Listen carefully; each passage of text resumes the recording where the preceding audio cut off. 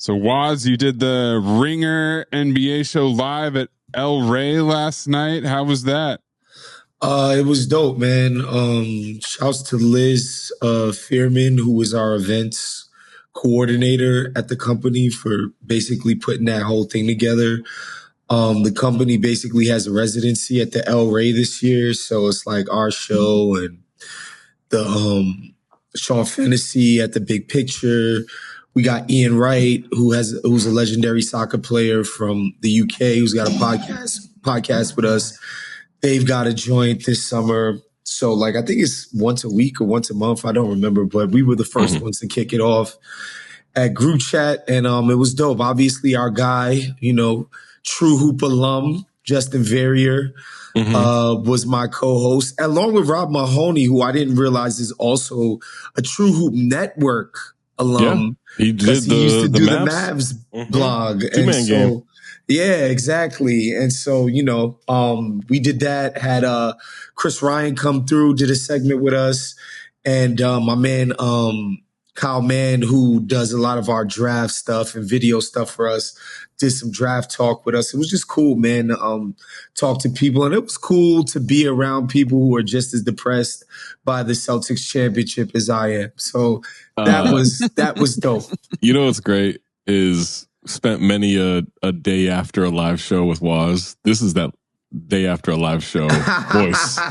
Yeah, it's more of a Doc Rivers voice than what Lawrence Fishburne's doing, which we'll get into later. But yeah, this is a post live show voice of Woz right here. We went around the corner to All Seasons Brewing. It's like an old tire shop, but it's like a beer hall now. Yeah, so we went there all after about, the baby. show. Oh, take a tire shop, exactly. Turn it into a brewery. It's been repurposed. Yeah, it's been repurposed. Yeah, redesigned. So, yeah, it was cool, man. It was dope. It's always dope to interact with people who actually like participate with the shit that we put out. Like, that's always fun, man. Well, I wish we could do that. But we are. What? Oh, what? Yes, we are. We're all going to be in New York City. Are we announcing guests yet, or are we waiting to roll that out? I don't know. The people you want to be there are going to be there. That's what I'll say. Yes. And then some. And then some. I'm really excited to announce who we got pulling up. I think it's going to be fun. I think it's going to be rowdy.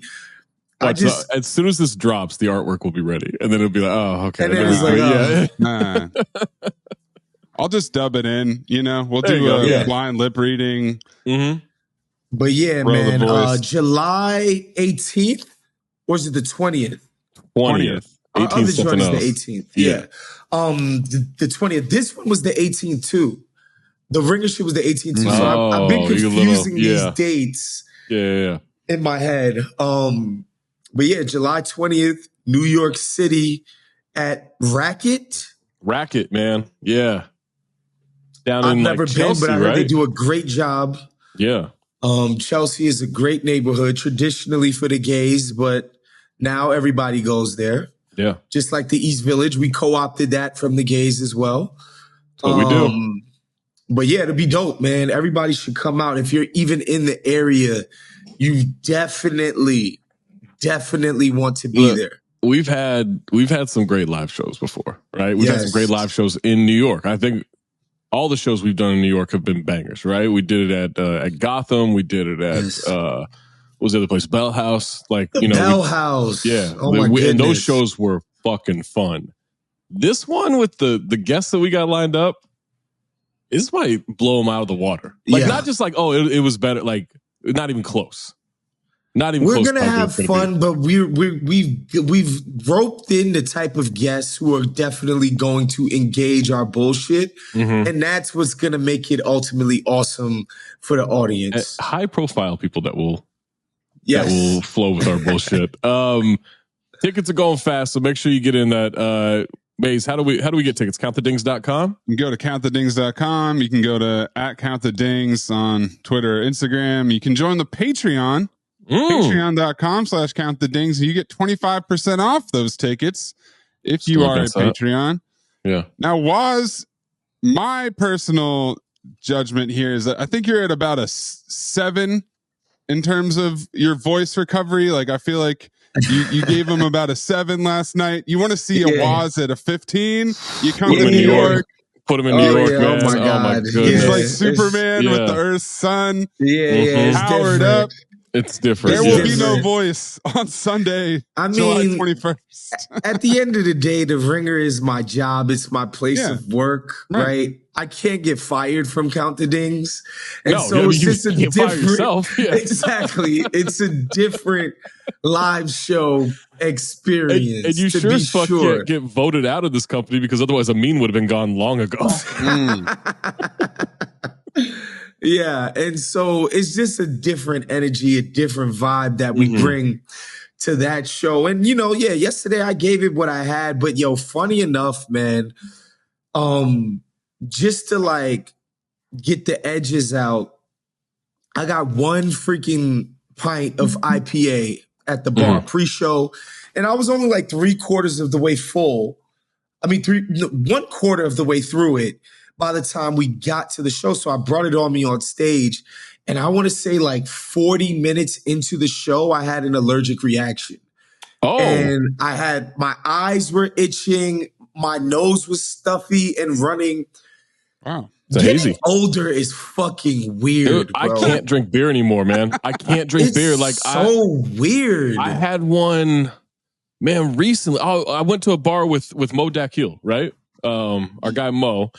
And it was packed, right? It was packed, but the bartenders know me, so like I could get quicker service, but it was still like taking a minute, and they were so packed that finally I was like, all right, I'm not gonna, like, Mo was just drinking beer, and I'm like, I'm not gonna get a cocktail, whatever, I'll just drink a beer with them.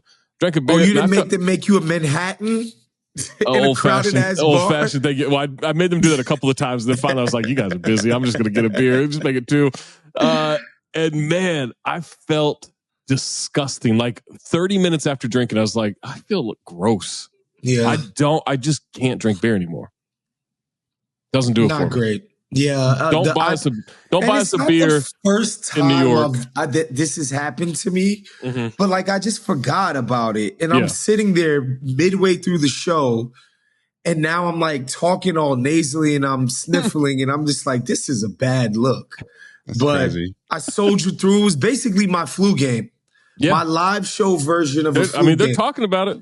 They're talking about it, FS1. That was A block.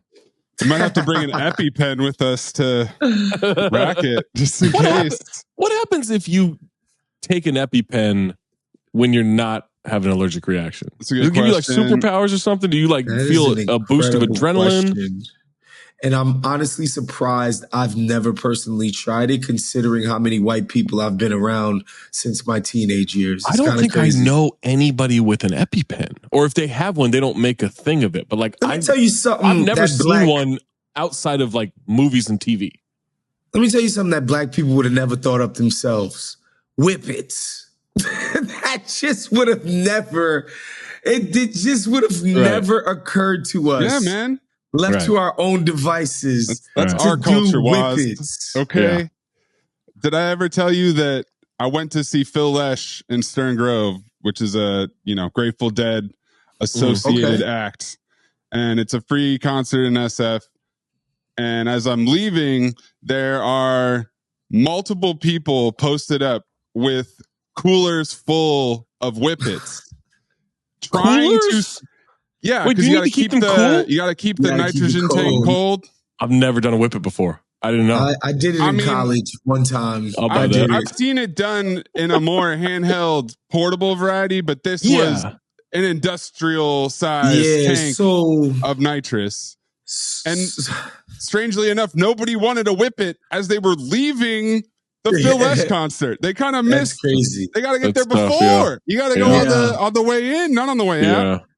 So the kids I was hanging out with, I don't know, like it's one of those things, like every now and again some new thing would come around, right? Like it'd be like, oh, there's such and such as shrooms right now. So there'd be a shrooms little wave. Then such and such has Valiums right now, what they call blue guys back then because the pills were blue. Such and such got blue guys right now. So people are doing Valiums. And then at one point there was a freaking whippets phase. And like literally they're coaching me through this shit where they fill up a balloon with the nitrous oxide or whatever. And they're like, you got to suck it, but you got to inhale and exhale into the balloon, right? In order to do it right. Yeah. Yeah. And as I'm going on the last, I just started dying laughing. And I fell back onto the couch and was just crying laughing for like 30 seconds straight. Yes, it did work. Yeah. So that's what it is. It's just nitrous that it's like it makes any laugh. scene with nitrous in a quick movie little or TV hitter show. Of laughing it's gas a quick 30 or whatever. seconds. It's nothing but.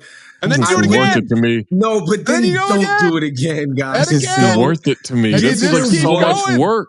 Just get your one little giggle off and move on with your life, guys. Do not if you got destroy your brain with a fucking nitrous oxide tank. Can I? I'm going to ask a cultural question here. Okay. Yes. Because you said black people would have never invented whippets. No shot. Huffing in general, not a black culture thing, right? Never huffing heard paint, huffing glue, whippets. That's all huffing, I heard right? Until college. And it wasn't even in reference to the paint. You hear about that in pop culture on TV. You don't hear about ether until you watch Fear and Loathing in Las Vegas. Right. And my buddy from central rural Pennsylvania told me, yes, in high school, he had done ether before, where it's basically like gasoline or methanol or something. Yeah, it's pretty much what it is. Cloth. Yeah. And then you inhale. I'm like, this is what? Like, it's like why? It's the safe version of like chloroforming yourself, right? Like it's not going to knock you out, but it'll, just a little bit. It's just like, bro, it's like whippets, just a touch. You're not getting high enough off of weed and Molly and blow. What about sniffing markers? Really? You got to really ruin that brain. Yeah. No, sniffing markers. I didn't realize sniffing markers could get you high, but whenever I would like that sound, my it hits you with a little. Would be like, damn, that's strong. Yeah. Mm-hmm. Yeah, you do but that I didn't enough. do it recreationally. It's just a strong scent. Yeah. None of that stuff interests me.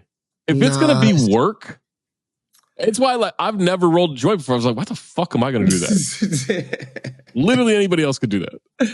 I will smoke weed if it's there. Have you ever done a G-bong, a gravity bong? No, that's too much work. I don't even like smoking out of a bong. Like, to me, that's too much work.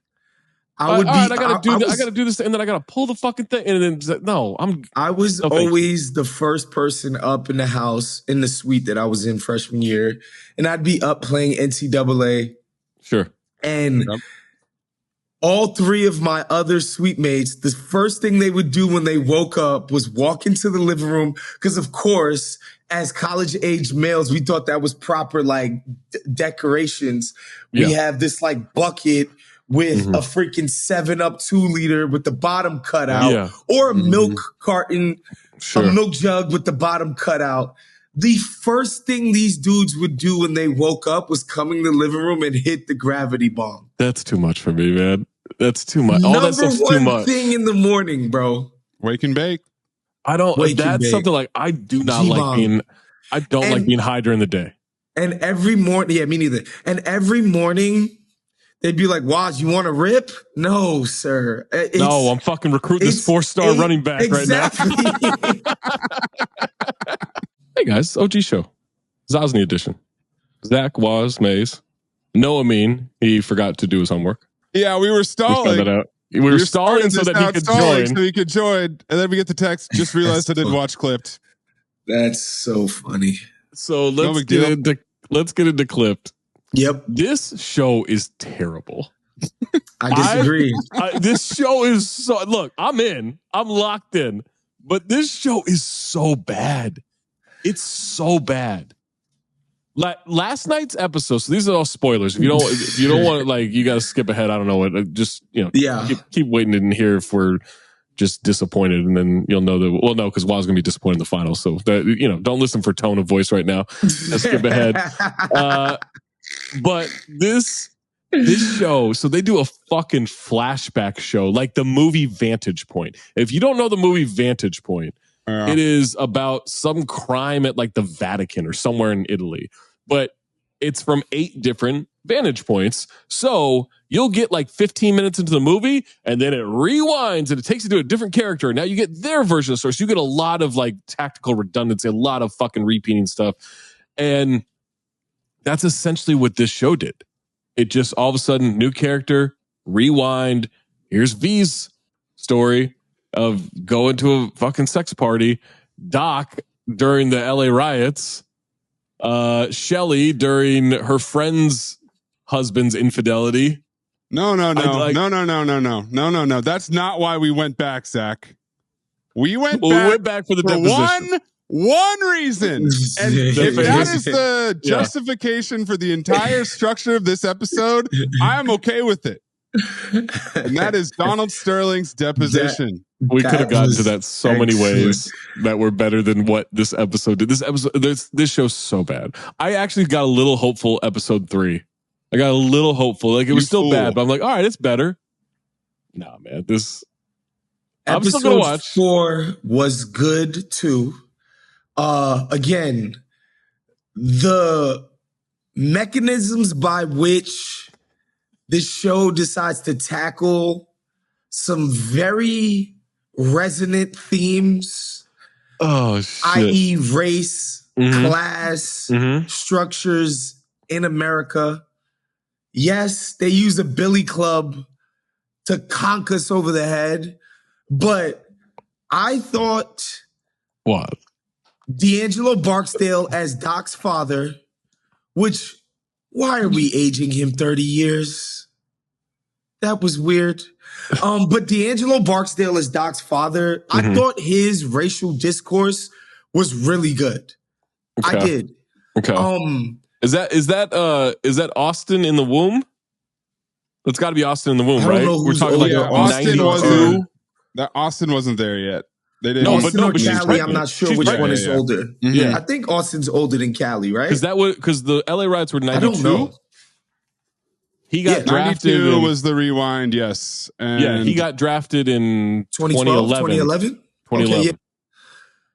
So, do I believe that Doc used to go grocery shopping in LA, in Brentwood, with his Clippers warm up on? I do not. I do not believe that to be the case. Did I enjoy the conversation that he's having with his wife? You know, where it's just like, yo, bro, like, don't be mad at me that we're successful and you're not in Watts, nigga. Like, that's my edit right there. Right. Or it might have been Donald Sterling's as well. They're trying are things that speak to me. Stiviano pulling out a knife at a sex party and it making the guy's dick hard. Yeah. No, not necessarily. It's once again a foot fetish oriented show. Says you want to rub my feet. That is the payoff there. But yeah, let's stick with Doc for a second. Hold on real quick about the foot fetish thing. Now, Waz, I don't know if you know this, but we did Harlem Nights for a Cinephobe episode a while back. Oh, that's a phobe, huh? I liked it. I liked qualified, it. Though. Yeah, it's under 40 for the critics. There's a scene where Eddie Murphy's first romantic, sexual, physical interaction with Jasmine Guy. It's not kissing. It's not touching. It's not anything. It's he's on her bed. Again, they have never kissed before. And she goes straight to sucking his nipple. Now, this is written and directed by Eddie Murphy. So it's starring Eddie Murphy. So it's safe to say that Eddie Murphy, this is how he gets down. Right? Yo, like crazy. This is how that's the first, like, which I thought was insane. I could not get past this. And Maze and Amina like, this is fine. What are you talking about? Like, but that's crazy to me. That's crazy to me that is before you even kiss someone, they're sucking on your nipple. But whatever. The male nipple suck is weird. Yeah. But it's tough. It's tough because I'm not a nipple guy, and women have done it to me, and I'm just like, I don't like this. I swear it doesn't need to be here. And so I say all that to say, like, Doc is a consultant here. We got a lot of foot fetish shit in this show.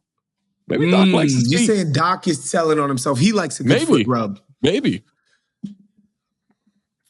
Or Shelley knows. Oh, another note. D'Angelo Barksdale, Doc's father. Yeah. Terrible smoker. That dude clearly does not smoke cigarettes. That would be like if I tried to smoke a cigarette on camera. Like it was just like, bro, you don't smoke cigarettes. No, man. This is so not believable in the slightest. That didn't work. I don't like the idea that Doc wanted to be in Watts during the LA riots. Didn't work for me. Like, he was mad that he wasn't throwing bricks through windows. Because he had to go to the playoffs. You know? Yeah, it was the first time Clippers have been there as the Clippers. Yeah. But shout out to Lawrence Gilliard Jr., D'Angelo Barksdale. He steps into the well-worn role in this show of, I'm here to give you a bunch of exposition and yell at you about moral lessons because we can't have the character do that themselves. Well, LeVar Burton didn't know Doc back then, so he couldn't be the person. I know Zach was excited when Doc said, give me the phone, I'm calling Bob Costas. That definitely got Zach's attention. Fucking fraud. I was hoping they had someone playing Bob Costas. Oh, I was going to pick that apart. Oh, my God.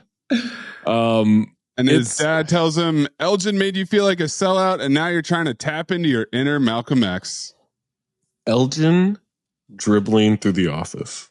Like Zach Harper in an Oakley store. Yes. Two, I was crying laughing. I was crying at that. I watched it. I got up at 7 a.m. this morning and turned it on immediately. So by 8 a.m., I was crying laughing for the day because of that. So the Elgin thing, again, that worked for me in the sense that for whatever reason, these people wanted to give Elgin some love and some like dignity. Sure. And so, like, I'm this good with character that, in this episode, like, does the work of, like, Elgin Baylor was not a fucking clown. He was a proud dude in a shitty job that, like, kind of tarnished his reputation because of the actions of a superior. Like, I was into that. Like, the idea that you would give Elgin Baylor, like, some props and, like, some dignity, like, I don't know. That spoke to me. Maybe I'm a sap. Maybe it's losing all of these legends recently, but that shit worked on me. No, it worked until he started dribbling through the office as an old man, and then it just lost all credibility. Like, I was with it until then. There's just absolutely the whole like no contract way. thing and everything. I was in all of that. I was in on all of it. We get a little flashback to like, you know, the segregation, how he didn't play and wherever there were, West Virginia or whatever. Like, I was into all that. And then he grabs a ball, starts dribbling to the office, like May said, like me through an Oakley store. And it was just, oh my God. I was crying.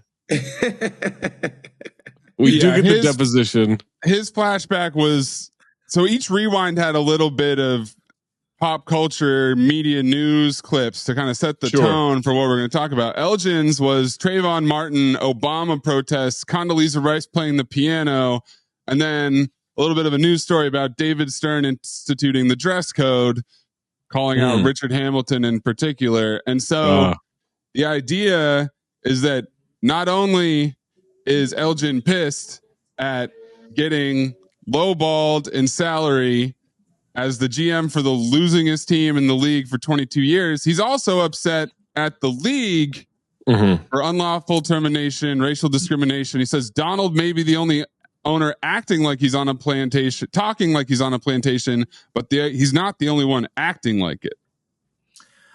Another thing that I found interesting about the episode, taking some of the piss out of David Stern's legacy as commish. We live in an age of, I'm not going to lie, I participated in this David Stern nostalgia because of some of Adam Silver's eccentricities. And that this show went out of its way to be like, yo, David Stern propped this dude up. He got him this team. Yeah. And he covered for this dude during his entire fucking tenure.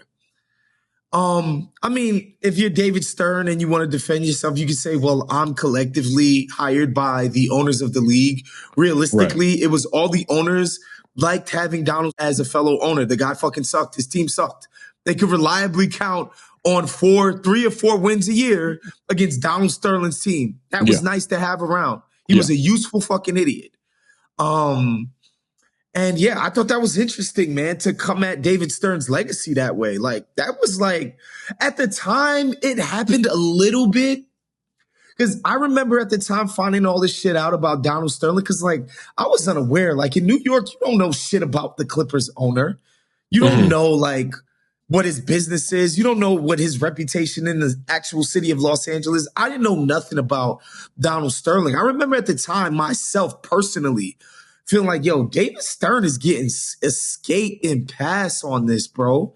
This is his fucking mess. Through and through, this is a David Stern mess. So I thought it was interesting that the show, like, got at this motherfucker. That was kind of crazy to me. Yeah, especially this clip from the great Ed O'Neill. Oh my God, he is carrying this fucking show, man. He's so good. It could be a problem with the NBA. Do you think David Stern is going to touch a hair on my pubic region? He just got a $30 million extension as commissioner because of my committee. Nobody's coming after us. You're being paranoid. He's so good. Also, like, just oh my God, just the random asides by Sterling. Like, he's talking to Shelly and her friend. Friend just got left. He starts leaving the room. We go, "Ooh, fresh cherries!" Like, just the whatever thought pops into his head. Steals her yogurt. This orange is defective, right? Like, because he can't peel it. Like, it's, oh my God. Before we get into the deposition, because obviously that's the highlight of the episode. Yeah. Can we get to Shelly really quickly? Because you know, they do the flashback. They intersperse real life imaging for Elgin of civil rights leaders and blah, blah, blah, and boycotts and racial strife and, you know, all of that. They put Hillary Clinton in Shelley Stern's flashback thing. Yeah, it was a weird one. We got Brandy Glanville from the Real Housewives. Oh, Sacramento's finest. Ricky Lake. Then we had Donald Trump and his family cutting a ribbon. Bill Clinton and Hillary giving a speech about taking New Hampshire. I don't really get that as... Zach, do you have any insight you can provide for the Brandy Glanville aspect? I don't know about Brandy. Oh, that was just of the time. Like, like as we're rewinding, like she was like a main villain on like Real Housewives in 2006. Yeah, that sounds about right. Okay, so it's just a time, or maybe maybe a little bit later, but yeah, like she was getting going on there as like the ex of, oh man, who's her ex-husband? The guy, I think it's the guy that ended up with Leanne Rimes, is her ex-husband, and so like Eddie Cibrian. Yes. Yeah. And so she like, and she was like, her role was to essentially be like, it's funny that they heavily hit Omarosa with V's. That was perfect. Was with V's flashback, because like Brandy was kind of trying to, like many in reality TV at the time, was trying to like find that role on Real Housewives of like, all right, I'm just going to be the shit stirrer.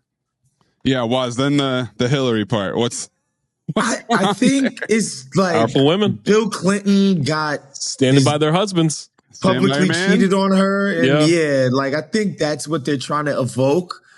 But it's like, this chick is a property manager, slumlord, like not Alleged. fixing the heating and the plumbing in her tenants.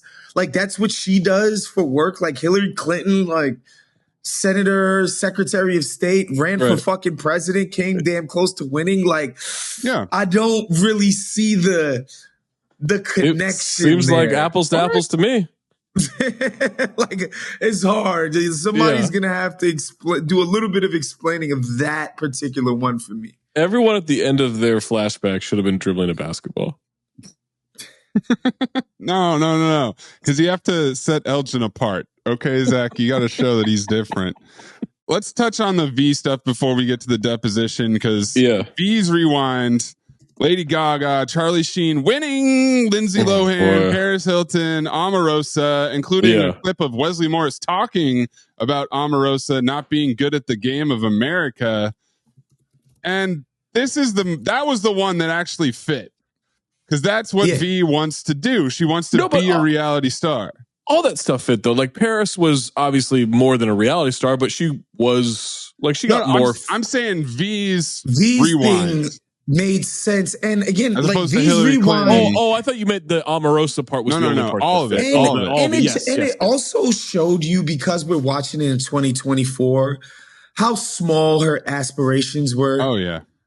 Well, the growth is she's going to be the next president of the United States. She didn't get a call back for Flavor of Love. She could have been New York.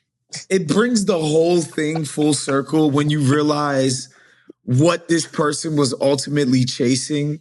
Yeah. Like, nobody has respect for Omarosa. Like, she's not viewed positively in the public. She's not really thought of anymore at all, obviously. But that would be why you would endure the indignities of the sex party she ends up at. Like, Sanctuary. That's tragic. It's dark. I Googled Sanctuary just to see if they're still having some events. Wosny, I'll check it out. By the way, I would go to a sanctuary party not to get into the business, just to 100% be there. Absolutely. Just be a fly on the wall. I'll do it to get in the business. I don't give a shit. I'll be the fly on the wall, I'll be the wall. I don't care. I'll do it all.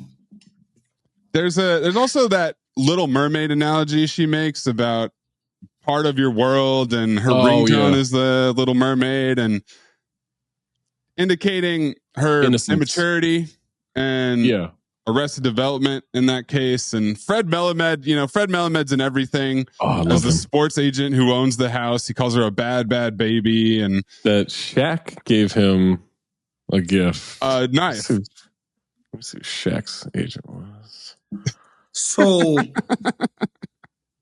another reason, again, why this show, even when their execution is sloppy, they're getting at real fucking things here, right? Like, in order for somebody in her position, she's not going to work her way into being Omarosa. That's not necessarily how you get the job, whatever we're calling that job. You get the profession of being Omarosa.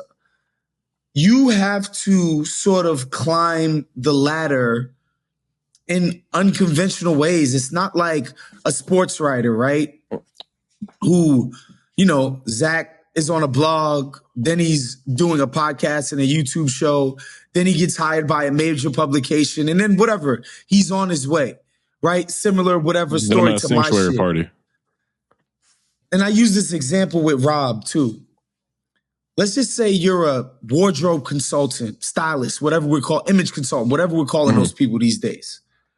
You might be able to be at a house party with Miles McBride. Sure. Deuce McBride, probably the 14th highest paid Nick. Slightly has a public profile, but as a normal person, you can kind of find yourself in the vicinity of Deuce McBride, and he likes what you have on. He says, yo, I'm just getting more attention now in the city. I walk in the rooms, people notice me. I want to do a better job at looking good. Could you help me out? And you become Deuce McBride's wardrobe consultant. Now you're sort of in the game because you've ingratiated yourself with Deuce McBride. You will never meet LeBron or, Shea Gilgeous-Alexander, or it's not going to happen like that for you. You're not going to meet the person. You could get up to Jordan Clarkson. Right? Right. Yes. But you can meet Deuce, and then Deuce one day takes you to Josh Hart's crib. And he's like, oh shit, you're the person that's been helping out Deuce McBride with his wardrobe? I like what Deuce has been doing. I'm doing ESPN and shit now. Now you're doing Josh Hart. Then from Josh Hart might bring you to a LeBron Halloween party. Not to LeBron's house, but you might get to the point where you get to go to LeBron's Halloween party that invited guests can be strangers, right? And so it goes, and so it goes, and so it goes. And V, they're showing her in the process of trying to achieve this shit. Mm-hmm. And it starts by maybe having to give up pussy at a sanctuary party. But she didn't, to be fair, didn't know she was going to that party. Fair. That's fair. You know, didn't know, but also like, you kind of got to adapt pretty quickly. They keep pushing this non-sexual angle though, Was. Like she sells Fred Melamed essentially on this. I'm gonna help you appreciate your life and give you the girlfriend experience. And then he asked her to rub his feet. So I don't know. We know two of the major sources are Doc and Shelley. If you're one of them, maybe not Doc. Don't you have an interest in letting people know none of this was sexual? Well, he didn't fuck her. I'm actually a little bit more cynical than that. I think it's this woman has never said she was a sex worker or traded favors for sex publicly. She's never admitted to that. Mm-hmm. And legally, I think the people are just like, we can't put that on her. I think that's just like a kind of woke thing, honestly. Zach, it's a valid point that Shelley might have had a role in influencing the depiction, but that doesn't explain what we get from the deposition scene, which goes quite the opposite direction. Let's hear from that's legal testimony. Exactly. It's incontrovertible, right? You can't reject that. She gets totally naked, and the limo driver says, "What's going on?" She doesn't care. Starts sucking me off. And I thank her.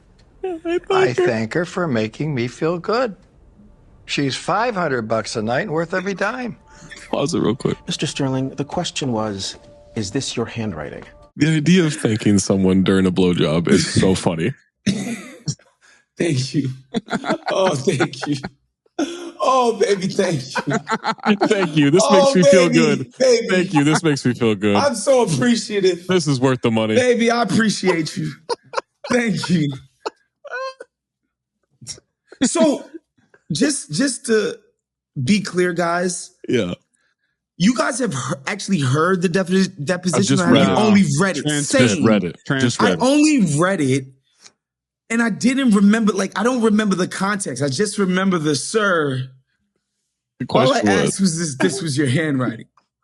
So he's saying all this shit, and I don't realize this is what they're setting up. Oh, I didn't realize this is what they were setting up. I was like, this is fucking insane, dude. Oh my God. The second he said limo driver, because I avoided Twitter yesterday. I didn't want to see anything, right? Yes. So because I knew I was gonna watch it this morning. And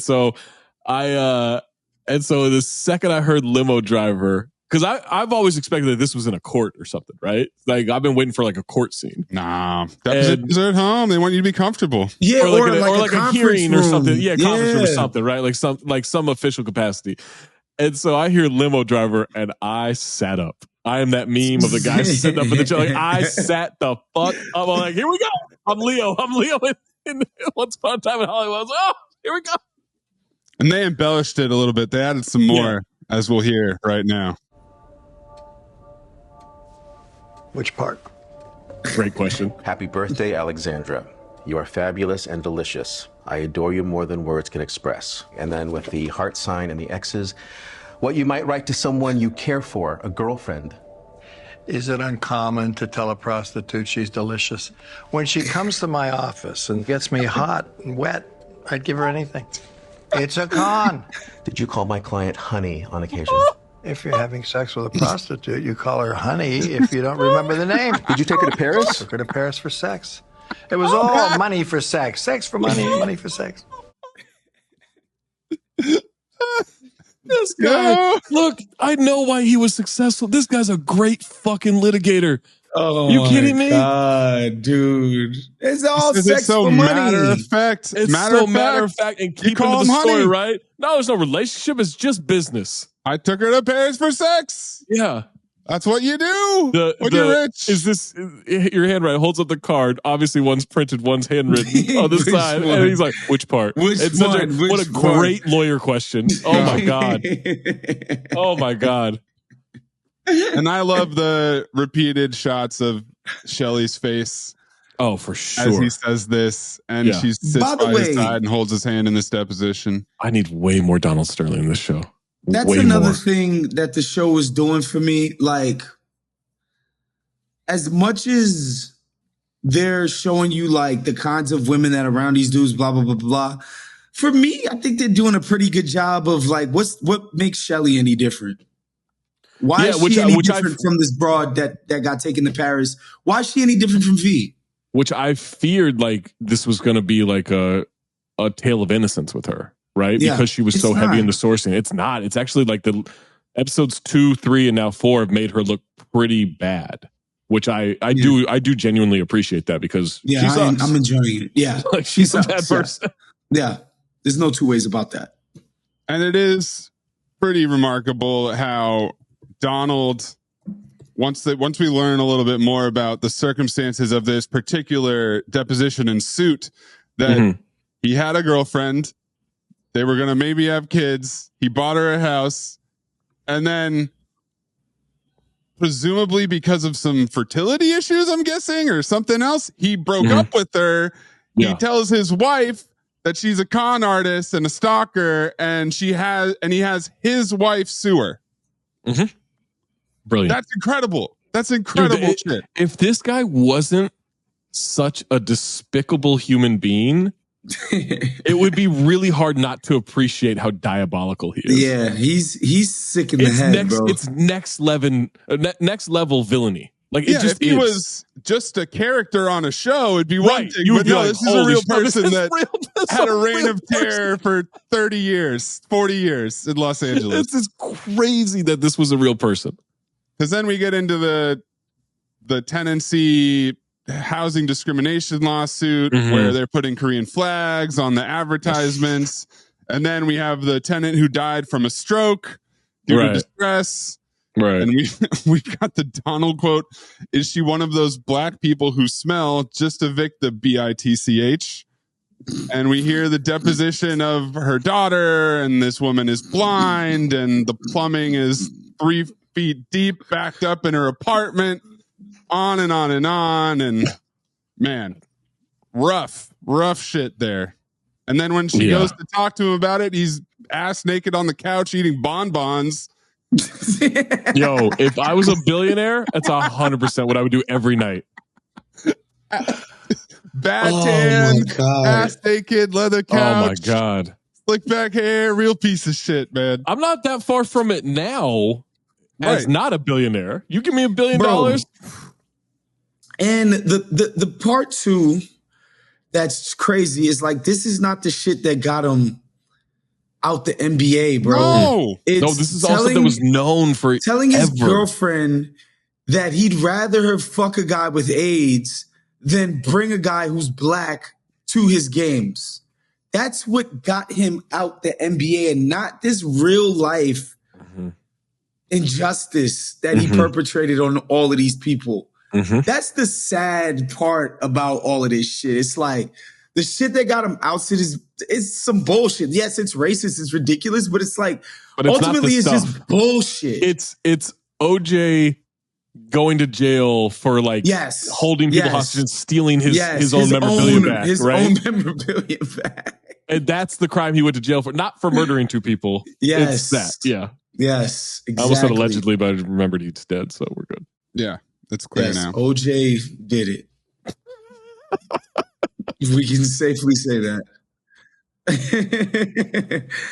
I'm not one of those conspiracy theorists who think the son did it and OJ took the rap to cover it up. There's this interview with Arnold Schwarzenegger and James Cameron. They're doing this thing about like the making of Terminator. And so the role of Terminator was between Arnold and OJ. I don't know if you knew this. They were considering the two of them. In the 80s. Yeah. In the 80s, yes. And so they're talking to Arnold like present day or maybe a few years ago. I don't know, but it's like recent. It was the Arnold documentary that came out on Netflix last year. Okay.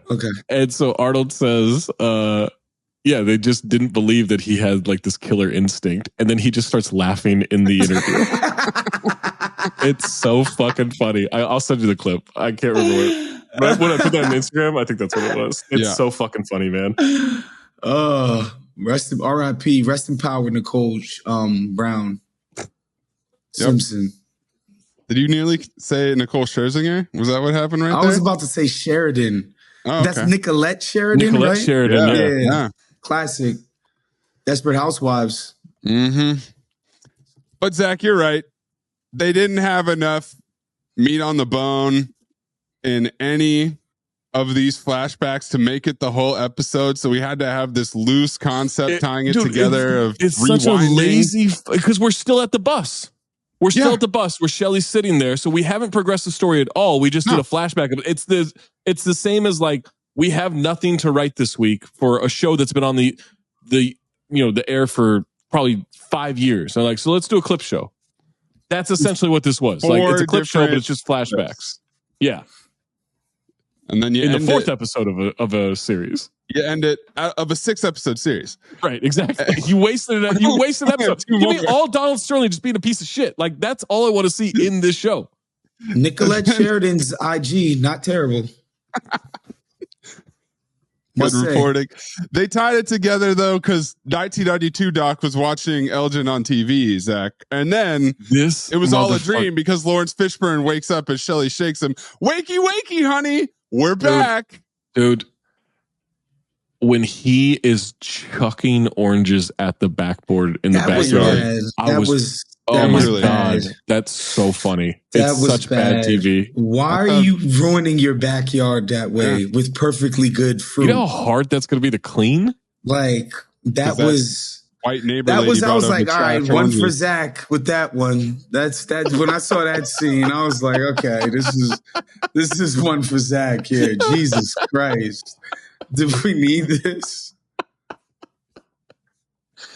So what's next? He gets banned? Hopefully Anderson Cooper. No, because Anderson Cooper. Oh God, I is hope we part get of that. That was part of the PR press. Yeah. Yep. And the crisis management. Barbara Walters interview to look forward to, Zach. Oh, that's right. Okay. That's the one with Stiviano. I hope those are episode 6.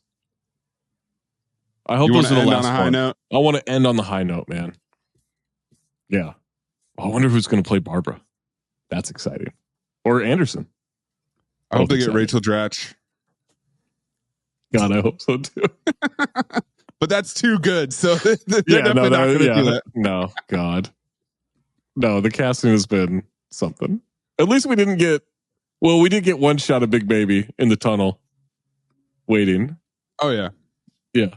No basketball this episode. Yeah, it's funny. Good. I think Big Baby using the word existential is going to stick with me because of you guys, probably till the day that I die. I'll be wondering if Big Baby Davis has ever used existential in a sentence in his life. I would be shocked if he used the word exit, let alone existential. I bet he couldn't spell exit. One of the greats, man. You maybe took it a little far with that one. I think he could handle that. He's real dumb. I don't think you realize how dumb he is. He's real dumb. Letters. He's going to be pissed if he hears this in 40 months when he gets out of prison. Oh, Lord. We're not going to make fun of a black man going to prison, okay? Not today. Happy Juneteenth, everybody. Happy Juneteenth, everybody. Real quick was the finals. How bummed were you? I mean, after game 2, I realized Dallas was done. Mm-hmm. It sucks to watch so many national media people be right and take their victory lap about the Celtics. It like pisses me off. But I'm just motivated to hate harder and root against them even more next year.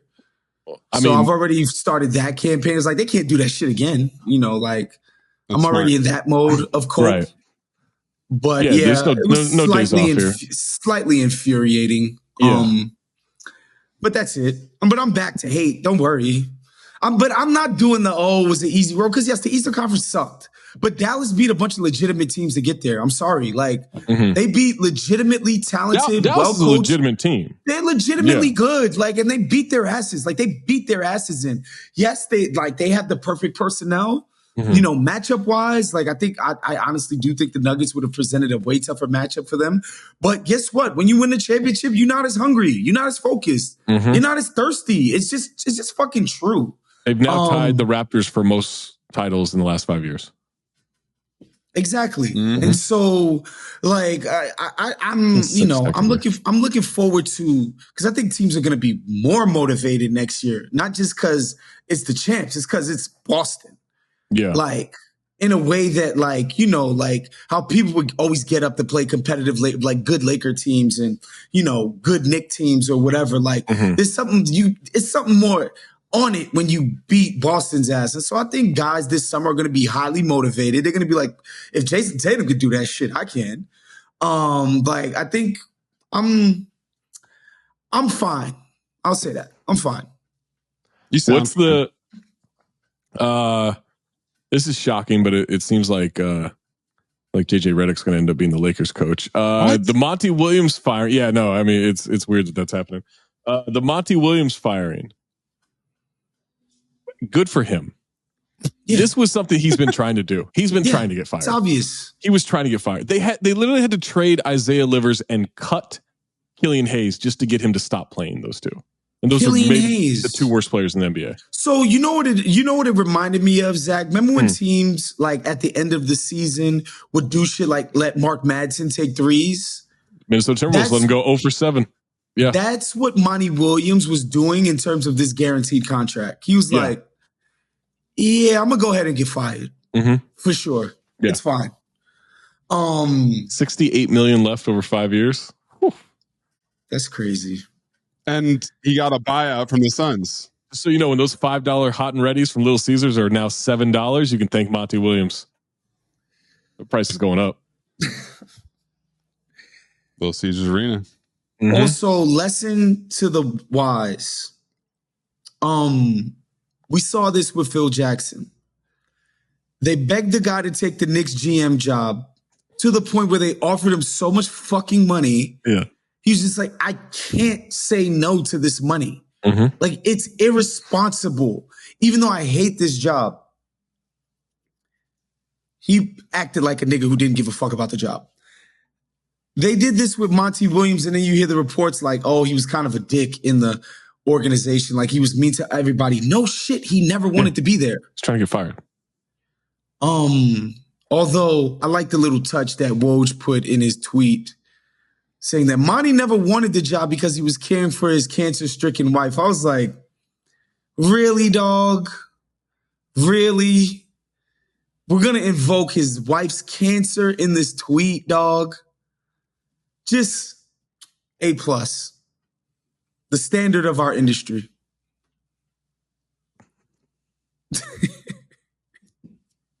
Who do you think's the biggest name that changes teams this summer? Well, let me put it this way. Is there a bigger name than Paul George changing teams this summer? Because I think he's going to Philly. You think he's going to Philly? I've been it's kind of the rumor right now. Now, we'll see. Like, maybe Steve Ballmer's like, what are we doing? Give him 4 year max. Conspiracy theory pilled into thinking, because I don't know if you saw the clip of him and Zebo being like, yo, that shit Daryl Morey did to Harden was fucked up. Like, they said it in basically no uncertain terms. I wonder if the Philly thing happens. I wonder if he's just doing it for leverage against the Clippers. Like, yo, guys, like, I bet if the Clippers said 4 year max, here you go. Everything guaranteed, or even give him a player option for the 4th year or whatever. I bet he resigns. And then maybe Steve Ballmer eventually just comes in and is like, what are we doing? I'm paying this shitload of money. Like, just give him the money. We need it for the new arena. I don't see, like, I hear this stuff about OG's not pleased by their initial offer. Part of me is just like, it's going to be fine. He's not going anywhere. This is bluster. This is bullshit. This is like, we didn't tamper with him and agree to a deal before we traded away mad assets in order to get him. Right. We did that deal not knowing if we could sign OG Anunoby to a deal, not knowing what his number was. Yeah. He just so happened to be on CAA's client list now. I mean, give me a fucking break. I don't believe OG's going anywhere. I don't think Pascal is going anywhere. Clay? I think Clay's leaving. I don't want to believe it. I think Clay's leaving. The only way he stays if he takes a pretty big discount, and someone's going to offer him a lot more money. So how do you, as Klay Thompson, as one of the co-architects of the greatest like Bay Area moment in that, and well, no, I guess the Niners provided them with the greatest, but like, you know, some of the greatest shit that's ever happened to the area. How can you take a $12 million deal per year knowing Draymond's getting 20? Yeah, I got to at least get 20, at least get Draymond money. You can't do it. Yeah. But guess what? He's not as good as Draymond. But he's more available. Yeah. Well, yeah, that's fair. But just on general principle, you can, like, I'm not taking $8 million less than Draymond Green to play for this team. Right. I can't do it. Right. No, not at all. Like you're going from 43 or whatever it is. Like it's got to be at least 22, right? Cut it in half, whatever. But also Orlando may come in with like 100 something over 4 years. Philly if Philly doesn't get Paul George, they may come in with, you know, big money over 3 or 4 years. Yeah, I think you got to do the big money for 2 to 3. You got to do the Fred VanVleet. I don't want you on my team for 4 years, Clay. No, it can't be 4. It can't 4 be 4 years is nuts. Yeah. 2 years, definitely. Not with his body now. I think Chris Paul's gonna be a Laker. On the minimum? Mid-level? Mid-level, probably. Or partial mid-level? Yeah, the taxpayer mid-level or whatever it is. See how good a friend he is with LeBron. He's kind of cooked, though. He was all right this year. It stings me to say it, but he's cooked. He was all right. Zach, anytime he exerts himself for 3 games, he gets hurt again. Well, we have to do everything 3 times. Just don't do that. He does. Yeah, if we learn anything from Clipped, it's that exert yourself 1 game. No, 3 games. That's and then be hurt for 3 games. He's got to be out for 3 games. Yep. Yeah. I want my ring. How do we feel about Grant Williams showing up to the locker room? Lame. Oh my God. Fucking lame. I'm trying to think of him telling his Hornets teammates, you know, Brandon Miller, Mark Williams, Harry Giles. No, I know these guys. It's cool. Yeah, no, like it's fine. Yeah, we'll get into this frat party. I promise. Why would you want to do that? It's so lame. It might as well be written into the Clipped storyline. Oh, now here's the thing: if Grant Williams wanted to take his young guys to Miami to do the stuff that the Celtics are doing in Miami, I would be fine with that, honestly. Away from the cameras? Not away from the cameras. It's just like, yo, we're going to hang out in Miami. Guys trip is going to be like, this is what we're working towards. You know what I mean? This feeling. You see how happy these motherfuckers are? We're working towards that feeling of achievement. I can see that. Going in their fucking locker room while the champagne is pouring is fucking ridiculous. You know who did that? Monty Williams. Did that with Milwaukee back in 2021. Yeah. Look at me, Louis. That was looking at me, Louis. That was looking at me, Louis. This isn't looking at me, Louis, though. This is sad and desperate. It's something Monty else Williams, entirely. Grant Williams. Feels like a Williams thing. You know? Mark Williams. Yeah. Mark Williams, exactly. And then the last one is Zach. You sent this tweet, which is just sick, man. From what? At Dealey43. After years of hearing they can't win together, they need to break up the Jays. Jason Tatum and Jaylen Brown are about to win a chip in their 107th playoff game as a duo. A reminder that continuity is greater than outside narratives. Hashtag keep DeJounte and Trae Young together. They can do it. Arguably the greatest tweet that's ever been said. DeJounte as his nickname, as if it's like Benifer or something, is it's great. Absolutely no notes. You cannot beat that. It's perfect. You cannot beat that. The idea that you would compare what Tatum and Brown have gone through to what DeJounte and Trae are going through is so fucking funny. It's a perfect tweet. You gotta stay. It's just it's as oh man, It's whatever, too good. Whatever. It's in episode. I'm jealous of it. It's as perfect a tweet as when Sean McDermott talked about, or when the report that Sean McDermott had told his team, the Bills, that he wants them to be organized like the suicide bombers from 9/11. 9/11. Yeah. And the perfect tweet is morning of 9/11, news is on, and Sean McDermott sits up in his chair and says, "Man, these guys are organized." Those are the two most perfect tweets of all time. The two most perfect tweets of all time is those two right there. And the Zach Harper tweet about Donald Sterling's deposition. Those are the big that will never three. die. It hasn't died in 10 years, and it will never die. That thing is going to be around. I brought it back yesterday as a preview for this episode.